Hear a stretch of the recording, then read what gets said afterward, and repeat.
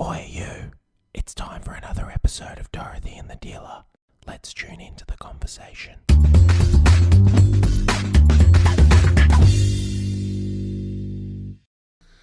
I was listening last night to the Communards, remember? Can you tell me what?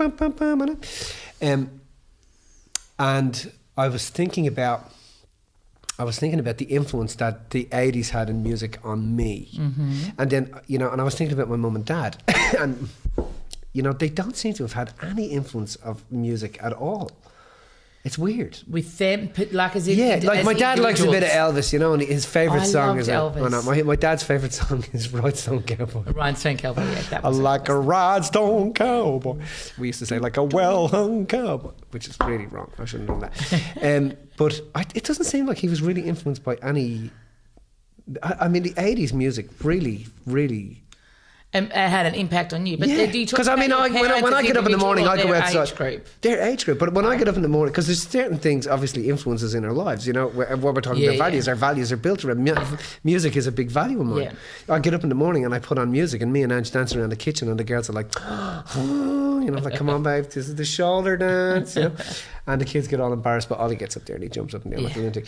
But it's funny how certain things influences in our lives. Does that make sense? Mm-hmm. It's we question certain things about ourselves in our lives as we get older based on what happened back there, which I think kind of leads us into. So music is a big value of mine. Yes. Is it a value of yours? Yes, absolutely. Do you know how I know? Because if I'm ever feeling not like if you're ever feeling down or whatever, I put on 80s music and instantly. Do you? Yep.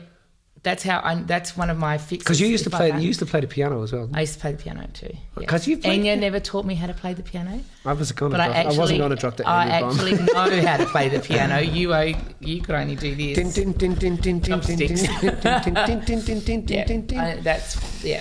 I used to have a piano before I moved into my apartment, but So when I listen to music as well, it definitely uplifts me. So it picks up my vibration. Yes, would you agree? Absolutely. So therefore, if it picks up your vibration, and we're talking about value systems, as music is a value and it lifts your vibration. So when you do what you love, it's the same thing. Very good. Good segue. Yeah. Into talking Did you like about that? values. That was good. You had now take it away. in any way planned that. Take it away, Amelia. You hadn't planned that in any way. No. That just came out like that. Yeah. But it's cool, Very right? good. No, absolutely. And it's true. So for me, knowing my values for me is about knowing what fills me up and what makes me tick and what makes my heart beat. Because when I know that, I know how to deal with anything else that's going on. So if if I've had a rough day, right, and my values are, I love hanging out with kids, right, because kids do the same thing for me. Like hanging out with children does the same thing. Listening to music does the same thing for me. Though if I know what those things are, what it is that makes me tick, then I go and I know how to combat the part of me that's feeling less inspired at a particular time or feeling flat for any reason, if that makes sense, So knowing who you are and knowing what makes your heart beat is important. So we also know then, excuse me, we also know that when we're doing what our values, it actually alters the physiology of the human form. Mm-hmm. Do you remember that concept? Yes. Can you reiterate just for the audience? Because that's where, when you're doing what you love, that's when the glial cells are go to and energize you. But I don't know how to. Well, glial cells are the cells that. They're called glial, so the word glial is Latin for glue. Yeah. Glial cells are the broadcasting cell between each cell. So I think I'm probably about 80% accurate on this. I think that... Well, that's enough, Mitch. Probably about 79. No, that's enough. 79% accurate. That's when the glial cells, which are they're the cells that allow communication between cells. But they also now know that the glial cells are also the cells that are broadcasting into the atmosphere, that are tangling with reality to bring it about. Yeah. So when we're in a state of love, when we're doing what we love, when we're living our highest values and we do what we love, those cells broadcast between each other, and there's a unison that happens. There's a synchronicity that occurs between the cells, and that's why we feel uplifted when we're doing what we love. Because something's actually going on in the physiology of the body to allow that to happen, to make us feel energized and vitalized, etc. So what does that say then about people who are unhappy? People who are who are depressed. Well, we've had that conversation in the previous podcast, but it says that they don't know how to how to access the things that they love, and perhaps they don't know how to understand what it is that they love. Right. Because I think that some people, I know for me, when we speak about values, some people go, well, I don't even know what my values are. Yeah. Or I don't know what my kids' values are. But the truth is, your values are evident when you know when you can see what lights you up. So your values actually are evident. So if you know that, dancing, for example, makes your heart beat and you feel alive in those moments, well, that's a value of yours, know. Or if you know that music does that, or if you know that for me, connection is way up there. I think that's my number one, connection. Yeah. And various forms of connection, obviously, that can occur in different ways. But because I feel that when I'm working, I feel that when I'm with my friends, I feel that when I'm with the kids, so I get that in various forms. But connection itself is so important to me that if I'm feeling disconnected in any way, that I know that I'm not being myself. So I'm being another person. I'm not feeling, lit up, if that makes sense. So you're talking about connection and a state of community and... Yeah, just feeling connected, Right. Someone was talking, we've just had a seminar, someone was talking about... hanging about with people and, having those small talk conversations, right? I can do that for a time, but I can't do that for long periods of time. Because if I'm doing that for long periods of time, I'm not feeling a deeper connection. Doesn't mean I have to always have deep and meaningful conversations. Yeah. It just means that I feel like I have that a bond or a community or but for me, excuse me, but for me with that stuff, right? What I love about that small talk stuff is, like, I really value having a laugh. Oh, yeah. And I really value laughing about really stupid shit. I know, I've noticed. Like even in the office, like if I can take a conversation down the road of stupid shit and we can get a good chuckle out of it, that allows me to feel like, I suppose, that everybody is okay with everybody, and that we don't have to take life as serious as we need to take it. But that's not. But it also gives me a connection with someone. Does that make sense? It allows me to feel connected. That's my point. That it's making you feel connected. Because I agree with you. Because if I can have those conversations and the laugh conversations, but if you're just. If the only thing you're doing is, hi, how you going? How's life? And it's that sort of backwards and forwards, and there isn't that, then it's fine, but only for a short space in time. So when you do that and you have that laugh with everyone, that is a form for me of connection. Yeah. It doesn't have to be, like I said, it doesn't have to be a deep and meaningful conversation.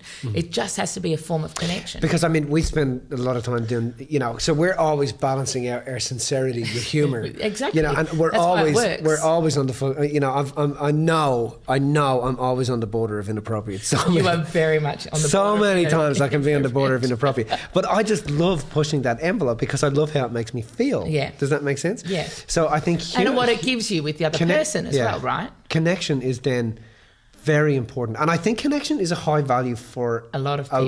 Well, a lot of people I've come across that is. So, like, let's say they love travel, or let's say they love music, or let's say they love dance. Part of the reason they love it is either they feel connected with themselves or connected with other people. Right? Well, I was thinking about it this morning, and there's a lot happening in the world at the moment, but that we're all very conscious of, but also at a subconscious level, everybody you talk to is feeling there's something, happening.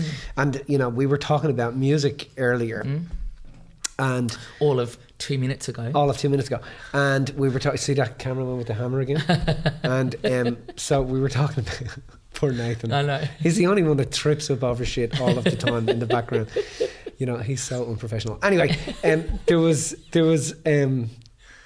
Lost what you were No, I haven't. But I was thinking about the community, you know, global community, and the importance that music plays with connecting people. Yes. You know, if we talk about the 60s, you know, there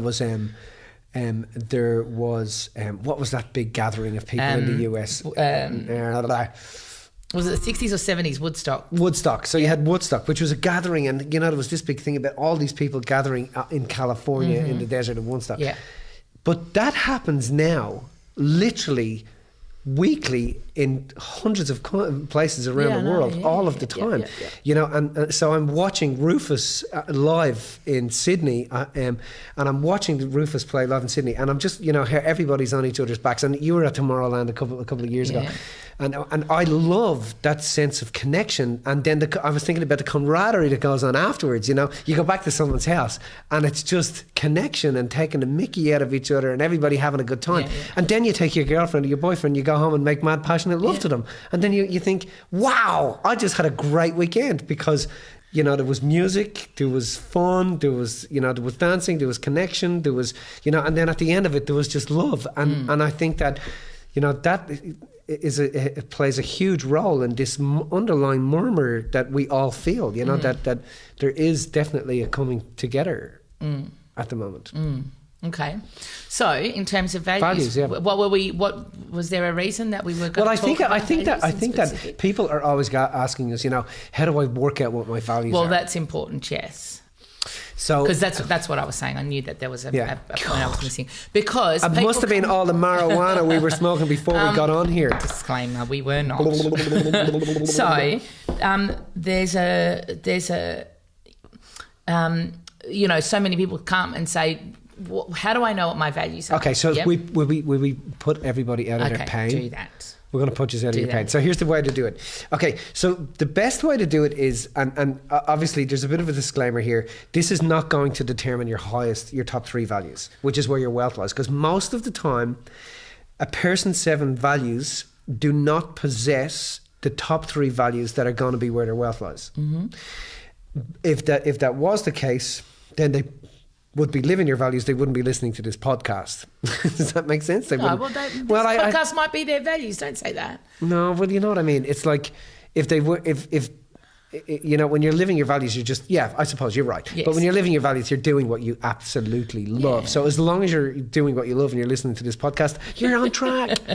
Anyway, so I think that it's important to say that, because most of the time when we work with people, and we're building a vision and a mission for their lives, and we take them through a process, because you kind of got to trick the brain to reveal what their top 3 values are, because the brain just wants to live be as safe as possible.